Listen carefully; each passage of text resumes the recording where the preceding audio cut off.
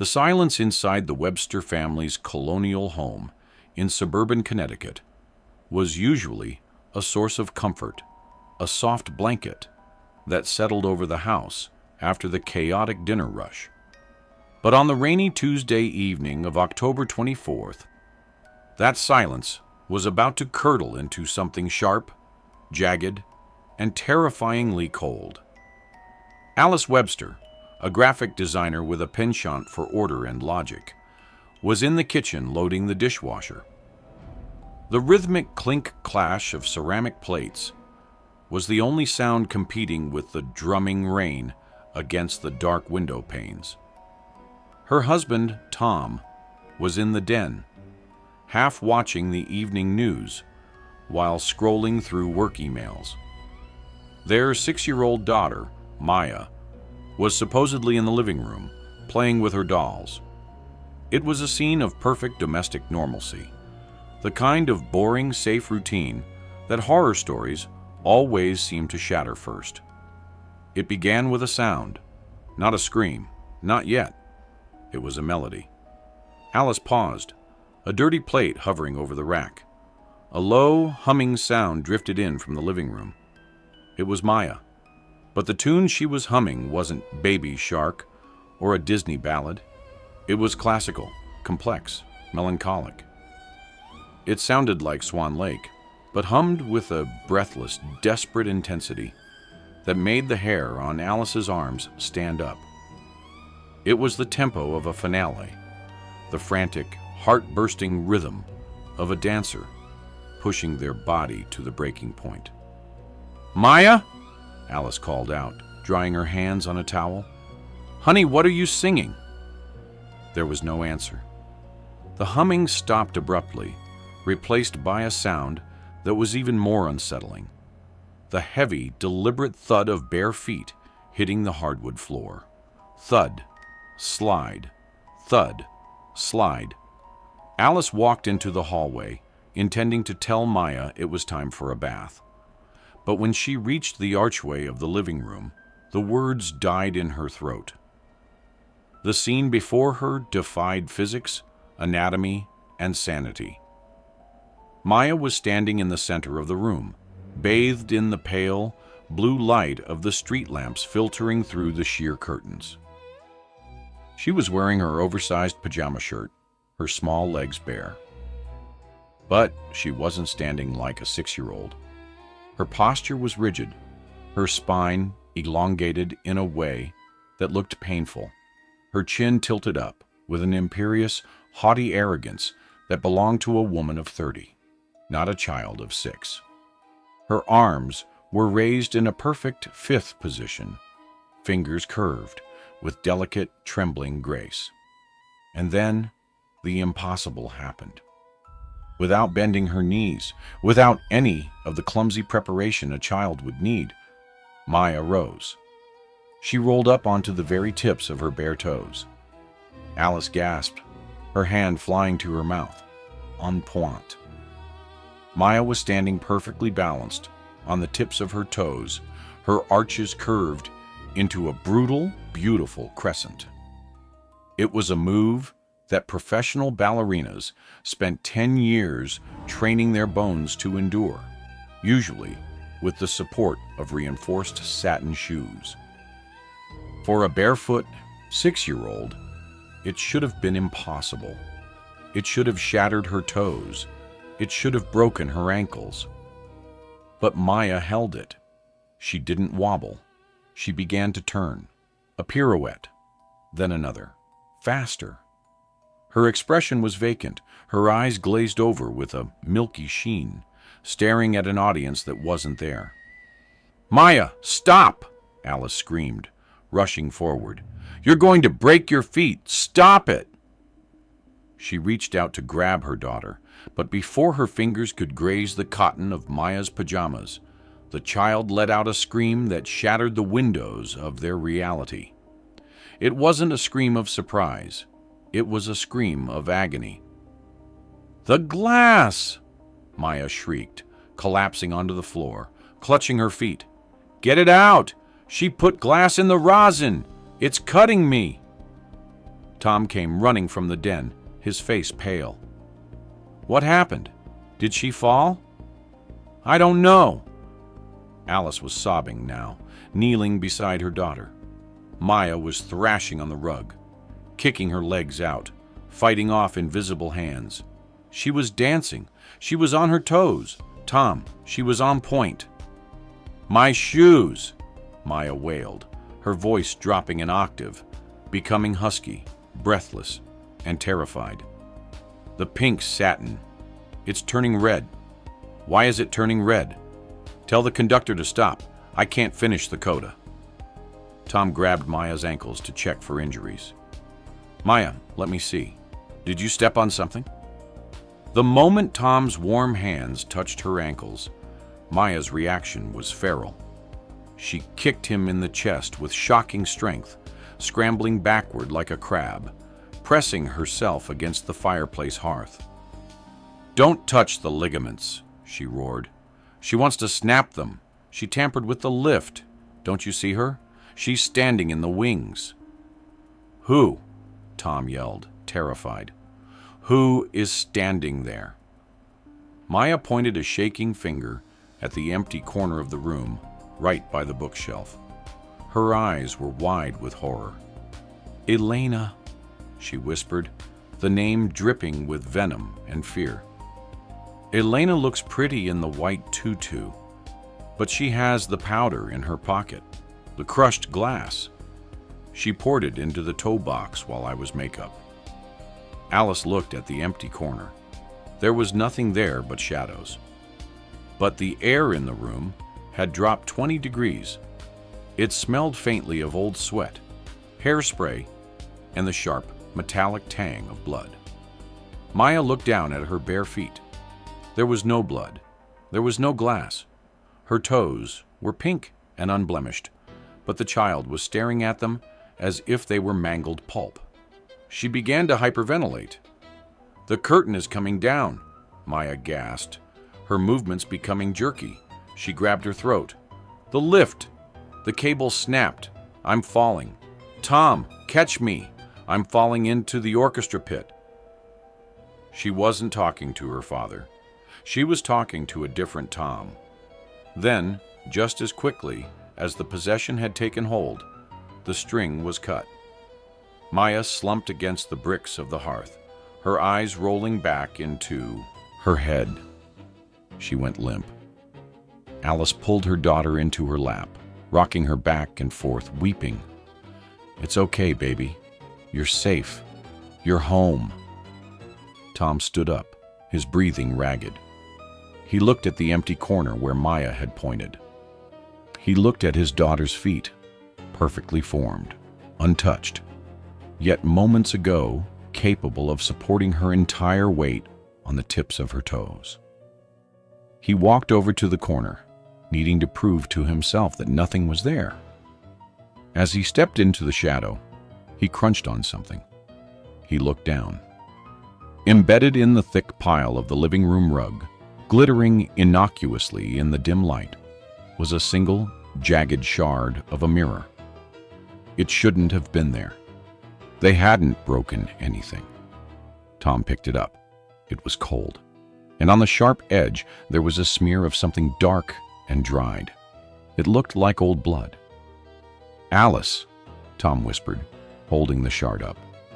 "She said Elena put glass in her shoes." Maya stirred in Alice's arms. She opened her eyes. They were blue again, clear and childish. She looked at her mother, then at her father holding the glass. She rubbed her eyes with a sleepy fist. "Mommy?" she murmured, her voice small and sweet. "Why do my feet hurt? Did I walk too far?" "No, baby," Alice choked out, hugging her tighter. "You just had a bad dream." But Alice knew it wasn't a dream. She had seen the arch of that foot. She had seen the professional grace of that turn. And she had heard the name, Elena. Whatever had just happened in their living room, it wasn't a tantrum. It was a performance. A final performance that had ended in murder decades ago. And for some reason, the curtain was rising again, in their suburban Connecticut home. The hook had sunk deep into the flesh of the Webster family. They weren't just parents anymore. They were the audience to a tragedy that demanded to be solved. And the prima ballerina was their 6-year-old daughter. The morning sun that filtered into the Webster kitchen was pale and watery, offering no warmth to a family that had barely slept. The shard of mirror Tom had found on the rug sat in a Ziploc bag on the granite countertop, an impossible artifact that defied explanation. Maya was eating her oatmeal, but the way she held her spoon was wrong. Her pinky finger was extended in an exaggerated, graceful arch, and she sat with a posture so rigid it looked like her spine was fused with steel rod. She wasn't slouching over her bowl like a 6-year-old. She was presiding over breakfast like a dethroned queen. Alice watched her daughter with a mixture of love and terrified fascination. She had spent the night scouring the internet, her eyes burning from the blue light of the screen. She had searched for every combination of keywords she could think of: ballerina accident glass, Elena ballet rival, dancer fell into orchestra pit. "Maya?" Alice asked softly, placing a glass of juice on the table. "Do you remember the name you said last night? Elena?" Maya paused. She looked at her mother, but for a second, Alice saw a flicker of disdain, an adult's annoyance at a naive question. "Elena was the understudy," Maya said, her voice crisp and lacking its usual childish lisp. "She didn't have the extension. Her arabesque was sloppy. But she wanted the solo. She wanted the black swan." "What happened to the girl who had the solo?" Tom asked, leaning against the counter, his arms crossed defensively. Maya put down her spoon. She looked at her feet, which were hidden under the table.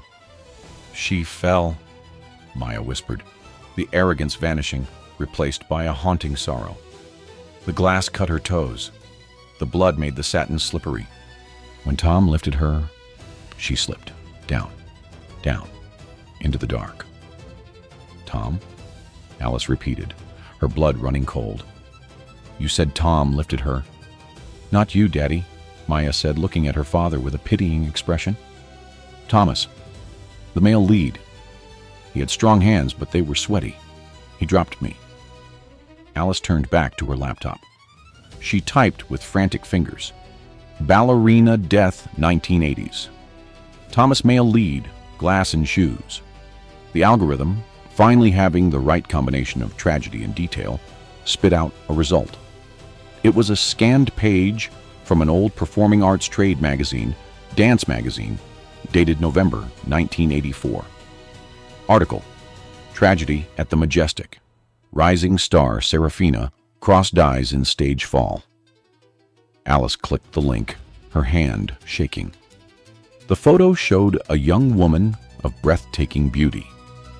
She had dark hair pulled back in a severe bun, high cheekbones, and eyes that burned with intense ambition. She looked exactly like an adult version of the expression Maya had worn the night before. "Serafina Cross," Alice read aloud. "The 22-year-old prima ballerina of the New York Avant-Garde Ballet died last night during the premiere of Swan Lake. Witnesses say Cross appeared to stumble during the famous 32 fouettes in the third act. She slipped from the grasp of her partner, Thomas Halloway, during a high lift and fell into the orchestra pit. She died instantly of a broken neck." "Thomas," Tom whispered. "There's the name." Alice scrolled down. Investigators ruled it a tragic accident, citing exhaustion. However, rumors have swirled backstage regarding the intense rivalry between Cross and her understudy, Elena Volkova, who assumed the lead role the following night to standing ovations. "Elena," Alice breathed. "It's all there. The names, the roles. but there was no mention of glass. The police report cited in the article mentioned slippery floorboards due to humidity.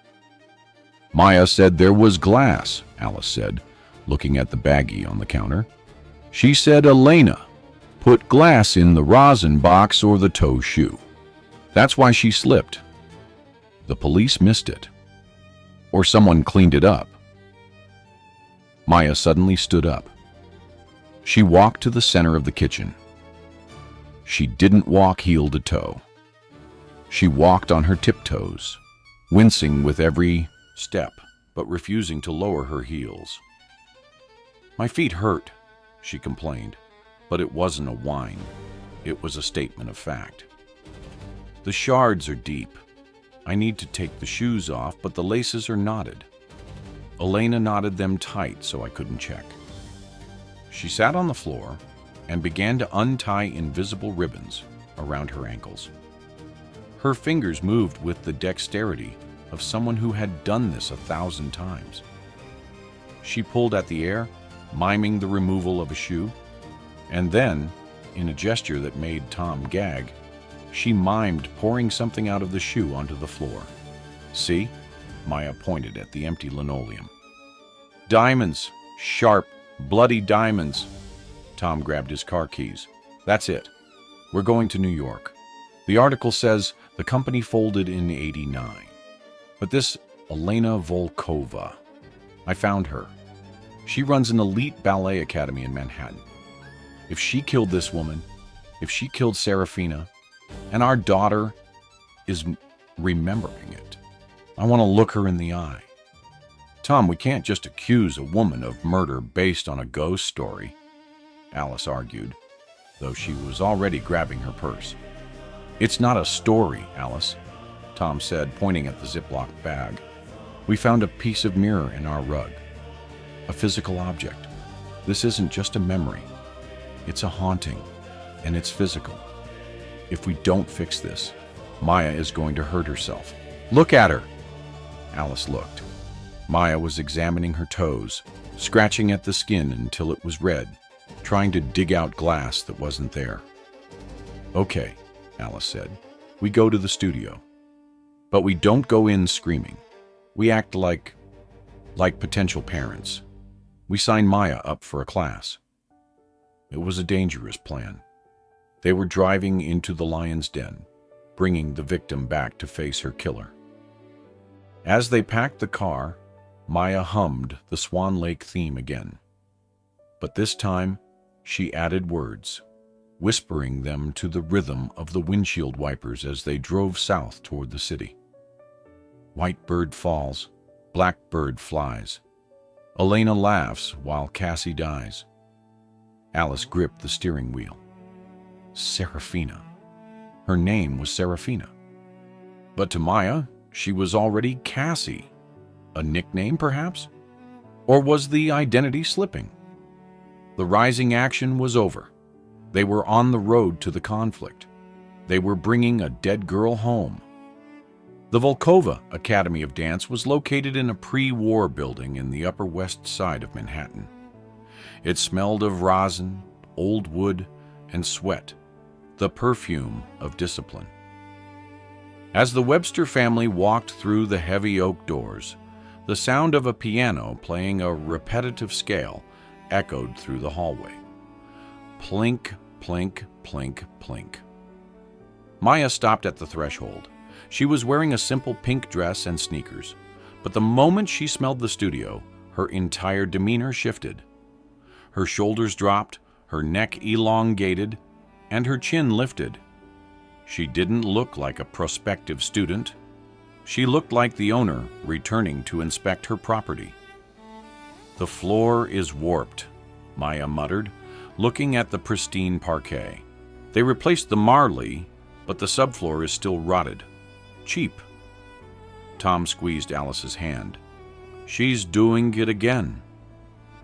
They were greeted by a receptionist, a young woman with a tight bun. "Mr. and Mrs. Webster, Madame Volkova is expecting you.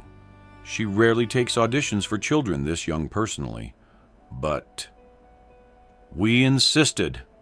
Tom said tightly. They were led into the main studio. It was a cavernous room, with floor-to-ceiling mirrors on one wall and a bar running along the others. In the center of the room sat a woman. Elena Volkova was in her 60s now, but she was still striking. She sat in a chair with a cane resting against her knee, her posture impeccable. Her hair was silver, pulled back so tightly it pulled the skin of her face taut. Her eyes were sharp, black beads that missed nothing. "So," Elena said, her voice heavy with a Russian accent, "this is the prodigy you spoke of on the phone?" She looked at Maya. Maya looked back. And in that moment, the air in the room seemed to freeze. Maya didn't curtsy. She didn't hide behind her mother's leg. She walked to the center of the room, staring directly at Elena. "You changed the music," Maya said. Her voice was the husky adult voice Alice had come to dread. "The tempo is too slow. You always hated the allegro because your feet were too slow." Elena's eyes widened slightly. "Excuse me?" "Maya," Alice warned, stepping forward. "Be polite." "She wasn't polite when she swapped my Rosan," Maya snapped, not breaking eye contact with the old woman. "Were you Elena? Did you think I wouldn't notice the crunch?" Elena stood up, grabbing her cane. Her face went pale. "Who put you up to this? Is this a joke?" Maya began to walk around the room. She wasn't walking. She was stalking. She ran her hand along the bar. "Thomas tried to catch me," she whispered to the room. "I felt his hands slip. It wasn't his fault. It was the blood. My feet were bleeding inside the satin." She turned to the mirror. She stared at her own reflection, but she didn't see a 6-year-old. She saw Serafina Cross. She raised her arms into the 5th position. "Dance for me, Elena," Maya commanded. "Show me the black swan. Show me how you earned it." "Get out!" Elena shrieked, pointing her cane at the door. "Get this child out of my studio." "Why?" Tom stepped in, blocking Elena's path. "Does she remind you of someone? Serafina Cross, perhaps?" Elena froze. The name hung in the air like smoke. "Serafina died 40 years ago. An accident." "It wasn't an accident," Maya screamed. She ran toward the corner of the room, to a large prop box. She threw it open. Inside were old costumes, dusty tutus. Maya grabbed a pair of old, yellowed Pointe shoes. They were brittle with age. "Look," Maya yelled, throwing the shoes at Elena's feet. "Look inside the toe box. You didn't clean them out. You were too scared to touch them." Elena looked down at the shoes. She was trembling. Those aren't mine. Those were hers. I kept them as a memorial." "You kept them as a trophy," Maya roared. The child fell to her knees, clutching her head. The psychic pressure was becoming too much. "The orchestra pit. It's so dark down here. I can't move my legs. Thomas, where are you?" Maya began to drag herself across the studio floor, her legs limp, mimicking the paralysis of a broken neck. It was a grotesque, terrifying pantomime of death. "Stop it!" Alice cried, rushing to her daughter. "Maya, come back! You're not her!" "She's lying!" Elena yelled, backing away until she hit the mirror. "I didn't do it. I just wanted the part. I didn't mean for her to fall. I just wanted her to slip. Just a twisted ankle. That's all." The confession hung in the air, raw and unplanned. Elena covered her mouth, realizing what she had said. The stress of the ghostly confrontation had cracked her resolve. Tom pulled out his phone. He had been recording audio since they walked in. "You just admitted it," Tom said cold. "You wanted her to slip." "It was glass," Maya whispered from the floor, her eyes closed. "From a broken mirror. You crushed it with a hammer. I heard you in the dressing room. Crunch, crunch." Elena slid down the wall, sobbing. I didn't know she would fall into the pit. I swear it was supposed to be a sprain. Just a sprain, so I could dance the premiere. The conflict had reached its peak. The ghost of Serafina Cross had used the body of a 6-year-old to extract a confession from the woman who murdered her. But the danger wasn't over. Maya wasn't waking up. She was lying on the floor, staring at the ceiling, her breathing shallow. I can't feel my hands, Maya whispered. The lights are fading. The ghost light. Turn on the ghost light, please. I don't want to be in the dark. Alice looked at Tom. They had the confession, but they were losing their daughter. The spirit of the dead ballerina was holding on too tight, reliving the final moments of death, dragging Maya down into the abyss with her. We need to go to the theater, Maya said suddenly, her voice weak. The Majestic. I need to finish the coda. If I finish the dance, I can leave. They had no choice. To save Maya, they had to complete the performance that death had interrupted 40 years ago. They had to go to the scene of the crime. The Majestic Theater, once the crown jewel of Broadway's dance scene, was now a rotting carcass on 44th Street. Condemned in the late 90s, its marquee was stripped bare. The golden doors boarded up with plywood that had grayed under decades of city exhaust. To the passers-by, it was just another eyesore waiting for demolition. But to the Webster family, tearing through the Lincoln Tunnel in their SUV, it was the only place on earth where they could save their daughter's soul. Maya was fading fast in the back seat. Her skin had taken on a translucent, waxen quality, and her breathing was a shallow rattle, mimicking the paralysis of a severed spinal cord. We're late, she whispered, her eyes fixed on the car ceiling. The overture has started. Can't you hear the oboe? It's out of tune. Tom parked the car illegally on the sidewalk, ignoring the honks of taxi drivers. He grabbed a tire iron from the trunk. Alice scooped Maya up in her arms. The child felt terrifyingly light, as if her bones were becoming hollow, transforming into the bird-like skeleton of the creature she believed she was. They ran to the side alley entrance, the stage door that Serafina Cross would have used 40 years ago. The padlock was rusted shut. Tom swung the tire iron with a primal desperation. Clang! Clang! The metal groaned and snapped.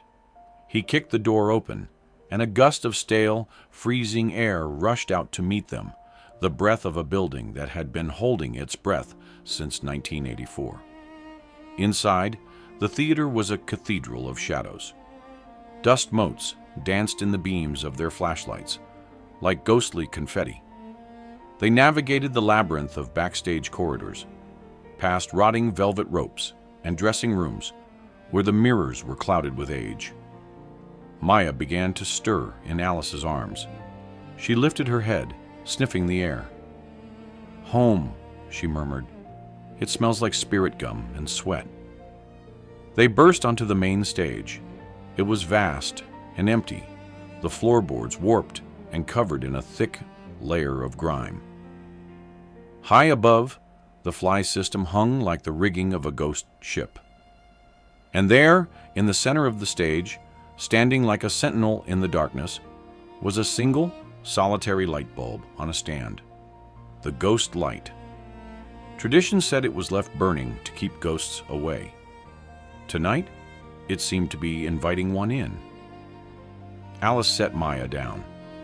The moment the child's sneakers touched the warped wood, a transformation occurred that was more terrifying than anything that had come before.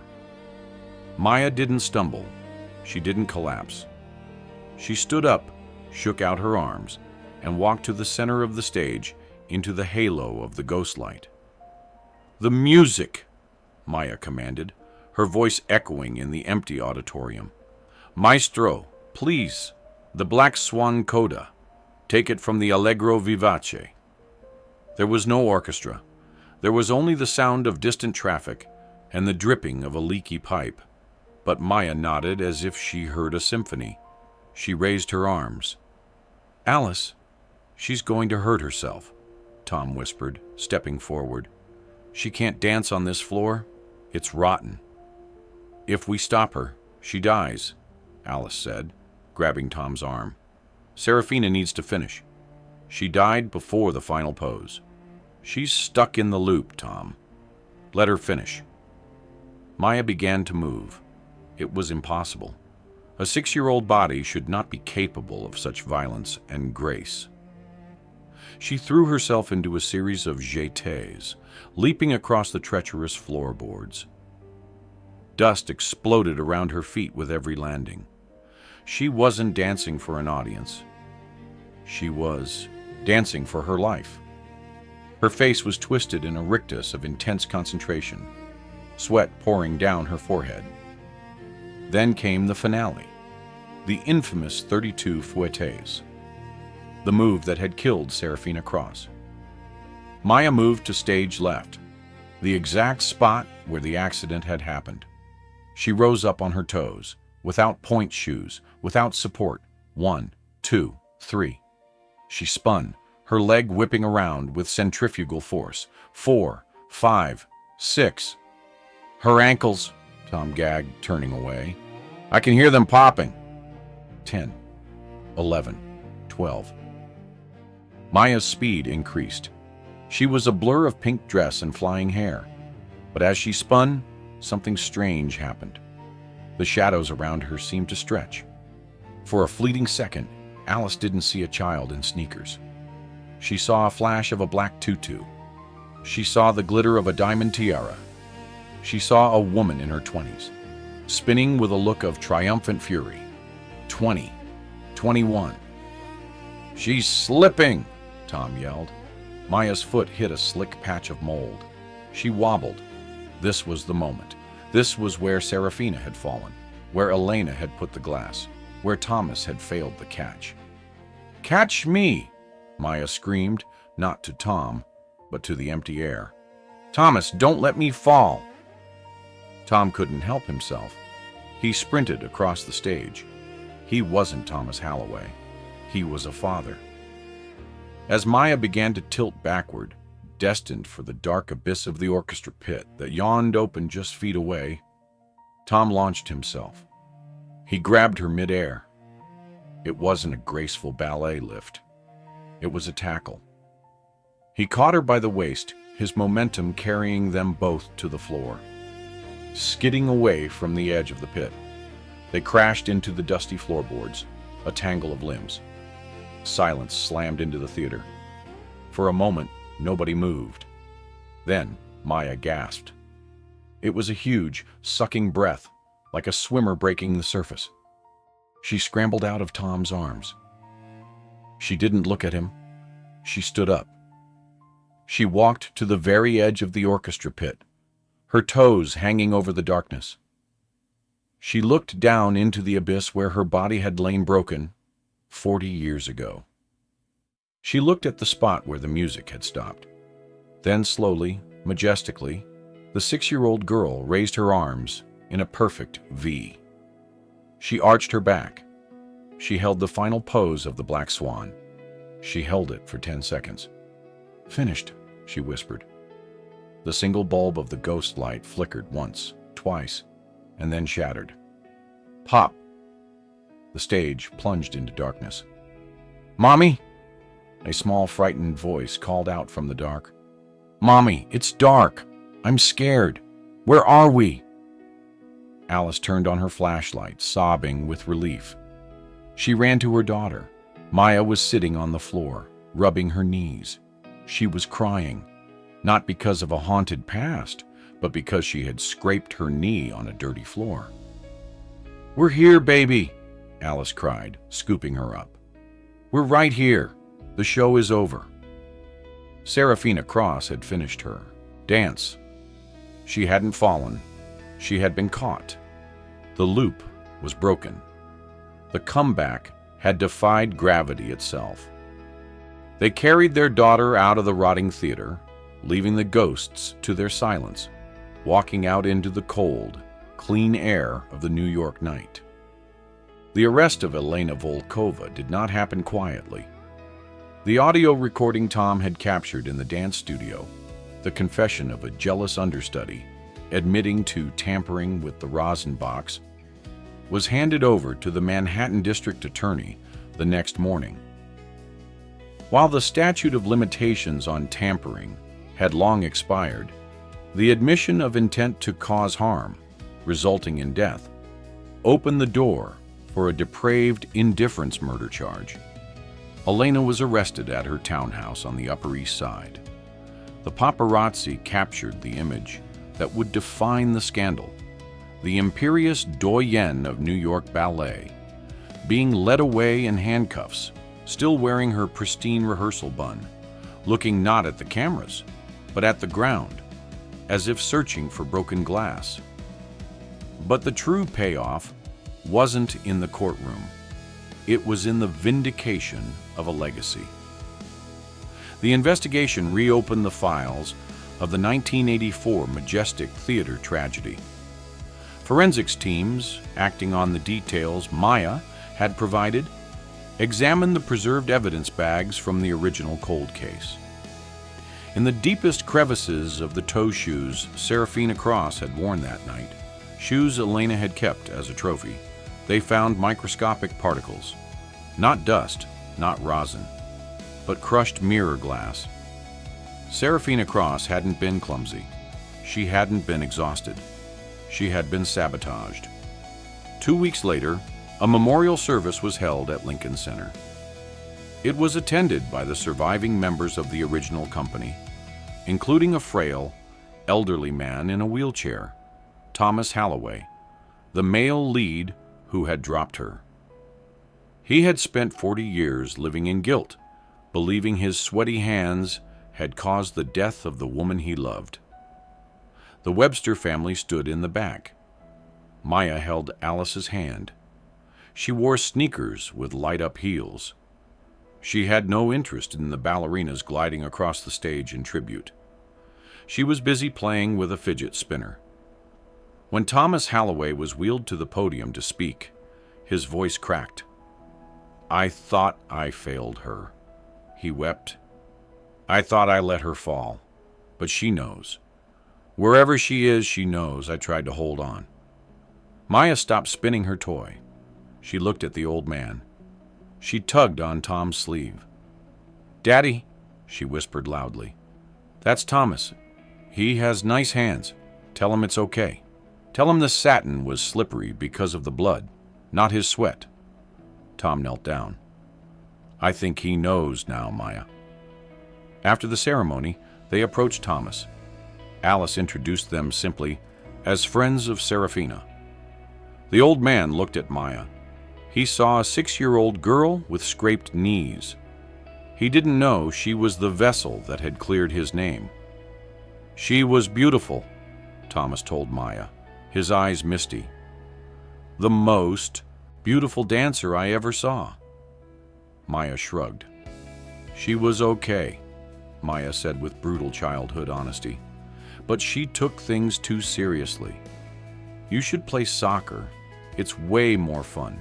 You don't have to wear pointy shoes." Thomas laughed, a genuine, hearty laugh that cleared the years of grief from his face. "You're right, little one. Soccer sounds much safer." The final scene of the mystery played out in the Webster living room, 1 month later. The mirror shard had been turned over to the police. The rug had been replaced. The house was quiet again, but it was a warm, comfortable silence. Alice sat on the sofa, watching Maya. They had enrolled her in a recreational soccer league. She was terrible at it. She was clumsy, she ran flat-footed, and she had absolutely no sense of rhythm. She tripped over the ball constantly, and Alice loved every second of it. "Look at her," Tom said, sitting down with 2 mugs of cocoa. "She's a disaster. She's perfect, Alice smiled.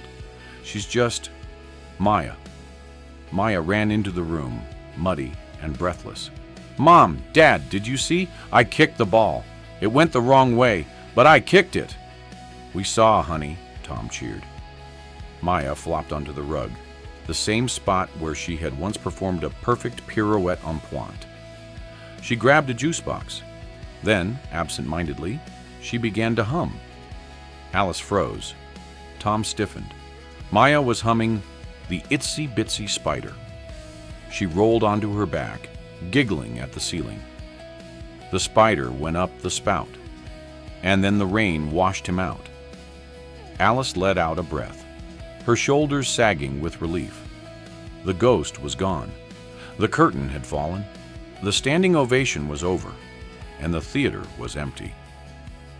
Serafina Cross had finally left the building, leaving behind a family that would never look at a pair of ballet shoes the same way again.